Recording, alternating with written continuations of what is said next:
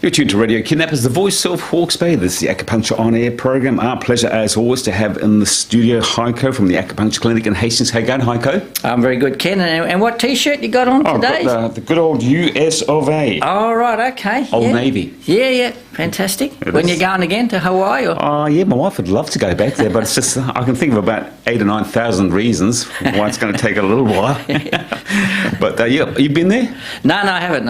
It's on the list. A very chilled out place to visit, I found. Yeah. Everyone's sort of really relaxed and cool, and no one points at you or looks at you. Everyone just gets on with their life over there. But anyway, before we get on today's topic, which is all about food allergies, I just wonder, of course, regular listeners of this program will know that you're on YouTube. You getting good feedback off YouTube?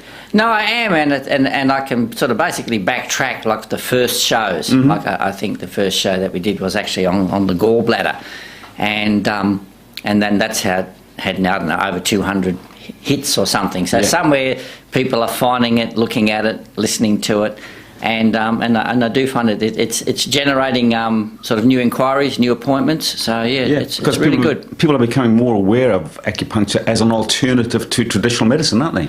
And what I find about the YouTube in particular, it's always there now. You know, I mean, sometimes if you want to hear the radio show and then it's Tuesday, 11 o'clock's gone, and then you've missed out. That's right, exactly. But there's sort of the YouTube, it's easy to find. I can send it to someone and then it's there. And they get to see you as well. Yeah, that's right. And you. Yes. And your T-shirt. That's right. I should show them. Yeah, look at that. Beautiful. Now we're going to talk about food allergies, and it's an interesting one because, you turn around every 5 minutes and hear someone's allergic to this, someone's allergic to that. Is it about real allergies or is it just a fad? Again, sometimes I've thought about that, and then because I just think back to my my days in primary school, and like every kid had white bread and Vegemite sandwiches, and caramel slice or a vanilla slice, and donut or a pie, and flavoured chocolate milk. Yep. And we didn't seem to have any problems with asthma or allergies, exactly, or anything like that. But yeah, I do now. Many patients, that they're getting allergies or they're finding it. They have some certain symptom or some problem, and then they've been down a whole bunch of track to work out, and they can't. In the end, I do think I'm a bit cynical about it. I do think sometimes it just gets labelled. Oh, you've got an allergy to something, but we don't know. Yeah, what it is, Interesting thing that my granddaughter came home from school a couple of weeks back, and she's only 8 or 9. And I said, "Do you want to make you a sandwich?" And she said, "Yeah, that'd be great, Granddad." So I made her a sandwich, and when I brought it in, she said, "Oh, no, I can't eat that, Granddad." I said, "Why's that?" And she said, "Because that bread's not gluten-free." And I said, "What do you mean it's not gluten-free?" Where did she pick that up from? Yeah. Because the next time she came, I just gave her a sandwich and she ate it. So it wasn't an issue. But look, to be quite honest, I think I have an allergy now. I can't eat meat. Did I tell you? No. I can't eat pork anymore. I used to love pork. Right. Can't eat beef. Okay. I can still eat chicken and I can still eat fish. Right. But if I start eating pork, look out. Is that just a sign of me aging? I mean, I know that it really does affect me. It's not a fad because I could have a pork sandwich anytime. It may not necessarily be the pork per se, but I think we all know that now from the farming thing, they're fed food that's been sprayed with chemicals, and then they're given antibiotics, and they're given this shot and they're given that. It may be that you're sort of you're reacting to something in the food within that. Yeah. I do know I've had patients who just love a glass of wine with their meal at night. And then both the husband and wife say, "Look, we have it, and it's because we're getting older. We just wake up a bit zonked in the morning and we're dead and and we thought, we have to stop the wine." But then they found they've actually drunk organic wine, and there is actually some good organic wine. I think it actually comes from Gisborne, and they said we drink that, no problem. So it's the additives that we say. So, there's lots of things, all this, I don't know the first thing about wine growing, but maybe it's the sulphur they put in it, or maybe it's, the sprays or something, I don't know. And you mentioned a bit earlier that, when we were growing up as kids, we could eat anything we liked and we didn't have a problem, but there weren't that many additives back then with it. Is that what you're saying, that as we're becoming a more, I don't know what's the word I'm looking for. I suppose that, you know, we want our food instantly and we've got stuff in there to make it last forever. Does that make a difference to us, do you think? Look, I think it does. And I was talking to my colleague Mike from China, who's working with me here at the moment, and then I'm saying, look, you know, is all this allergy stuff like really big in China now as well? And he said, yes, it is. And I said, well, you know, what do you think, or what do the Chinese doctors say? And he said, look, mainly they think it's just from the pollutions in the environment, and then the sprays on the vegetables and on the thing. And he says it just has that sort of a cumulative effect, and then somehow that seems to, you know, react in a certain way. So you're advocating, if at all possible, organic food. Yeah, and I mean, I can remember, you know, 20, 30 years ago, you know, the scientific medical profession just laughed at people who said, oh, you know, sprays are bad for you and we should be going natural and organic, and they just said it's complete nonsense, and, you know, there's no evidence. But now, of course, it's the turnaround, and now you have every second doctor and every second scientist saying, you know, we need to be going natural and organic and getting away from, you know, Monsanto and all the rest. So I suppose the only problem with that, of course, is the price of organic food, isn't it? Yeah, but the reality is I don't think that's always the case. I mean, sometimes you can actually buy organic food that's actually cheaper than the stuff in the supermarket. I think it's relative to... Or grow it yourself in your own garden. You know, and I think there is a trend for that happening as well. However, if we have got a problem with a reaction to food, what's going to fix it?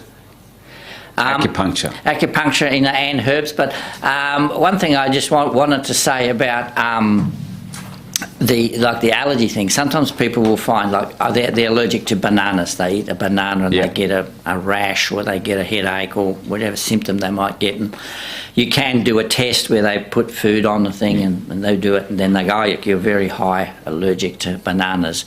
And you're medium allergic to, you know, say cucumbers, and you're a little bit allergic to tomatoes, you know. And so then the person stops the bananas, right? But then what happens is that the allergic response reaction to the other foods that they were only a little bit allergic to increases.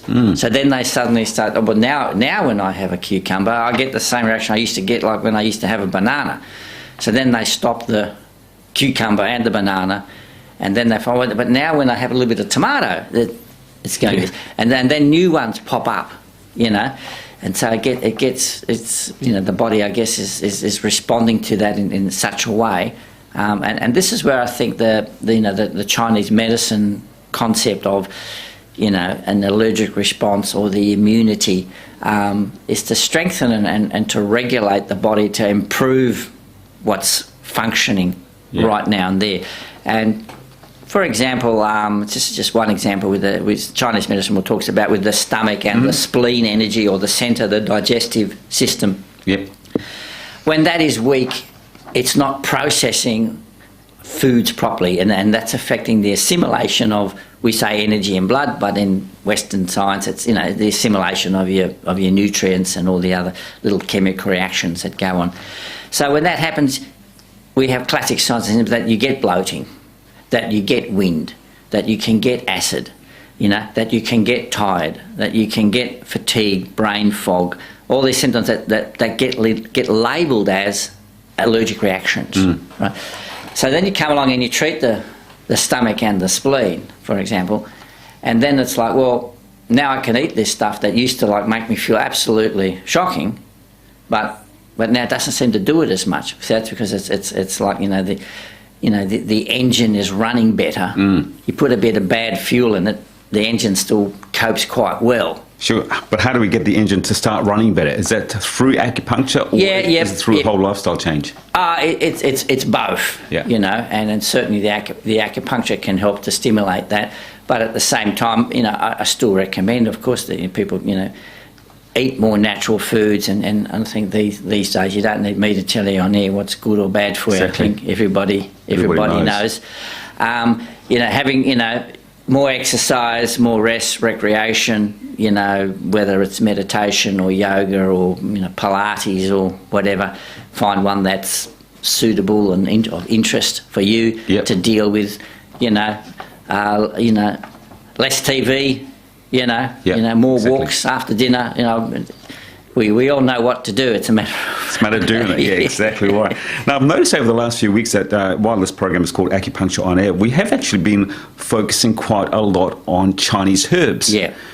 Is that on purpose, or are Chinese herbs just as good as acupuncture for what we're talking about? Yeah. Again, in terms of the traditional aspect, it's more Chinese medicine would be the better term. Now, Chinese medicine includes acupuncture.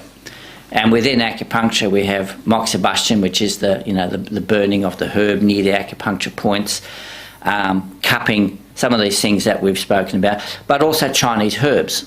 And Chinese herbs, they work on a diagnostic parameter. It's a system involved that where the acupuncture diagnosis is the same as the Chinese herb diagnosis. It might be spleen deficiency or liver fire or yang rising. We give them these exotic names, Yes. They're not exotic to us, but they are in terms of modern science.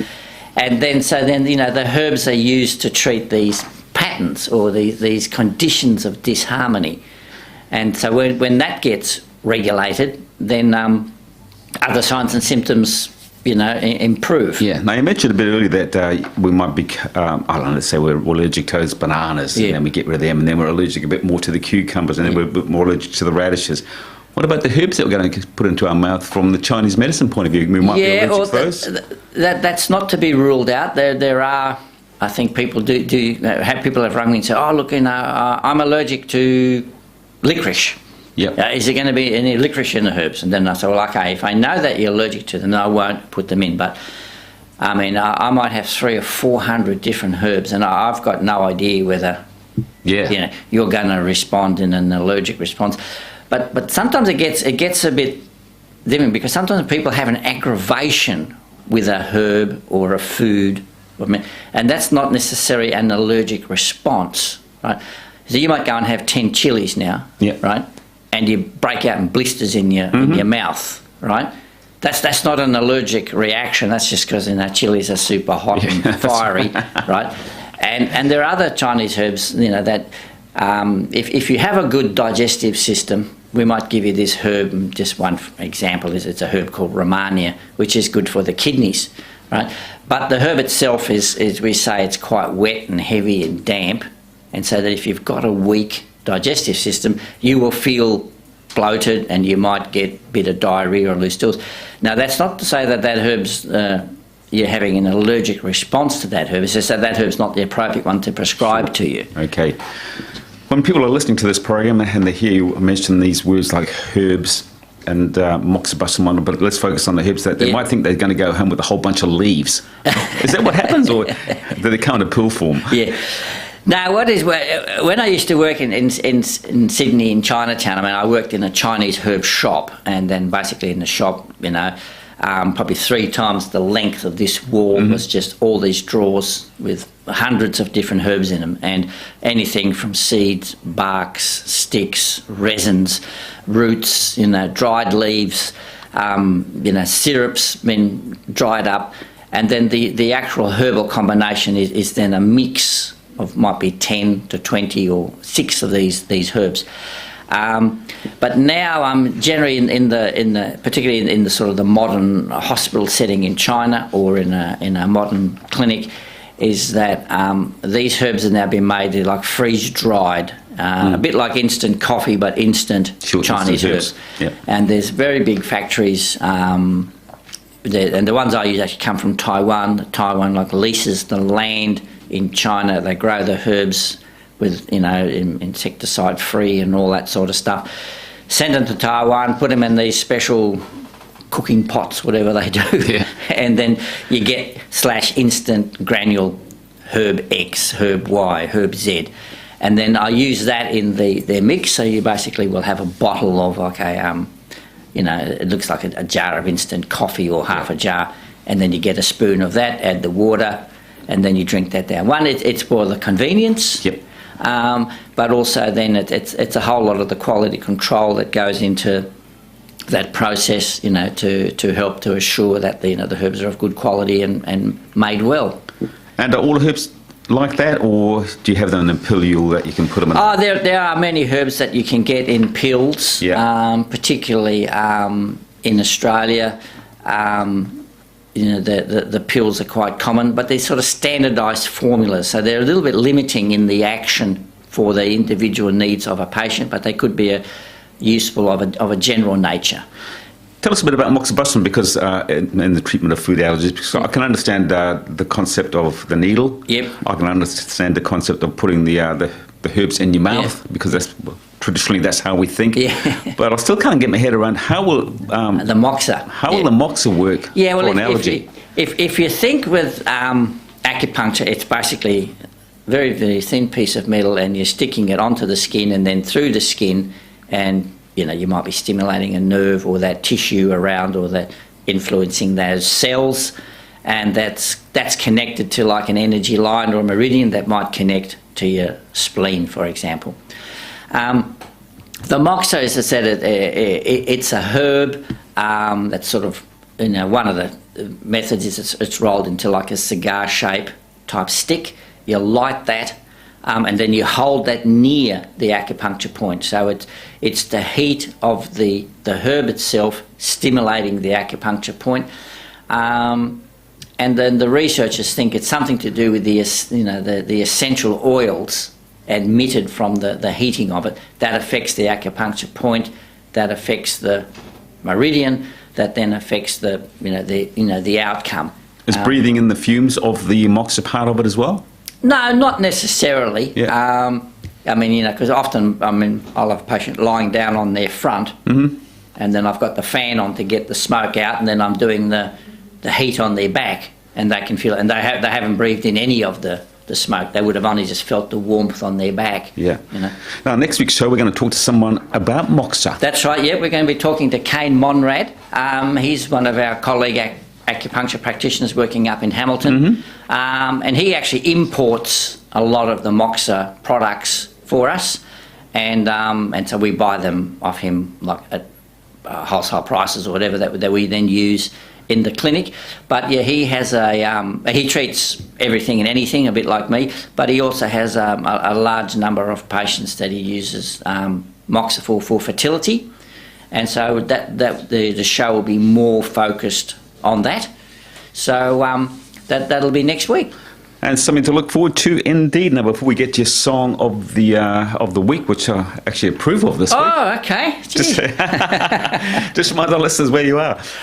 206 Charles Street. Once you go to my website, acu123.co.nz. And you're there 6 days a week? Yeah, I'm there 6 days a week, except if I'm going to Wellington to see a concert or something. Exactly. So the song, of course, I'm glad that you approve of it. It just came to my head, I think it's Midnight Oil, and it's the song called The Power and the Passion. Great song, and it's off their album, 109876543321. Right, okay. What a great name for an album. And that's all you know about it? No, well, I can tell you a little bit about that song, that the lyrics actually mention former Australian Prime Minister Gough Whitlam and his dismissal in 1975. And they talk about the Pine Gap spy case, because those guys were sort of quite green in a way, weren't they? That they were very much focused on issues. Yeah, well, Pete Garrett, isn't it? Was he the singer? He actually became an MP, didn't he? He did become an MP, yeah. So, and then he went out of politics to go back to record again. So, yeah, it's all good, and it makes reference in the song. Not that I've listened to the words, but I'm going to now. Apparently, they talk about a McDonald's Big Mac. Oh, right, okay. And one of the lines is, "It's better to die on your feet than to live on your knees." Oh, isn't it? That's prophetic. So it's even better than Dylan. Here it is. Okay.